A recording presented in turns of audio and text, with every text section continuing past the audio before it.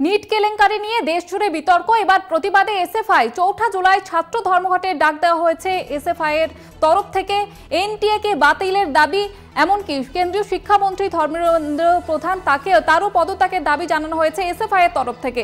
নিটে দুর্নীতির প্রতিবাদে এবার পথে নামতে চাইছে এসএফআই। ধর্মঘটের ডাক দেওয়া হয়েছে এসএফআই এর তরফ থেকে। এই বিষয়ে আরো বিস্তারিতভাবে জানবো, টেলিফোন লাইনে রয়েছে প্রতিনিধি সত্য সুন্দর ভট্টাচার্য। সত্য সুন্দর, এসএফআই এর তরফ থেকে কি জানানো হয়েছে ঠিক? দেখো, নিট নিয়ে দেশ জুড়ে যখন বিতর্ক চলছে তার মাঝেই কিন্তু আগামী ৪ঠা জুলাই দেশ জুড়ে ছাত্র ধর্মঘটের ডাক দিল ভারতের ছাত্র ফেডারেশন এসএফআই। এবং এই নিট দুর্নীতির প্রতিবাদেই মূলত এই ছাত্র ধর্মঘট।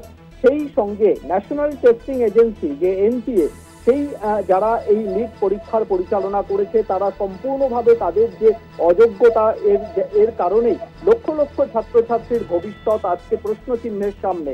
সেই এনটিএ কে বাতিল করতে হবে, এনটিএ ব্যবস্থাকে অর্থাৎ ন্যাশনাল টেস্টিং এজেন্সির যে প্রক্রিয়া সেই প্রক্রিয়াকে বাতিল করতে হবে এবং সেই সঙ্গে কেন্দ্রীয় শিক্ষামন্ত্রীর পদত্যাগের দাবি সহ একগুচ্ছ দাবিতে আগামী ৪ঠা জুলাই দেশ জুড়ে এই ধর্মঘটের ডাক দিয়েছে এসএফআই। বেশ, ধন্যবাদ জানাবো সত্য সুন্দর। নিট কেলেঙ্কারির প্রতিবাদে এবার এসএফআই এর তরফ থেকে ছাত্র ধর্মঘটের ডাক দেওয়া হয়েছে ৪ঠা জুলাই।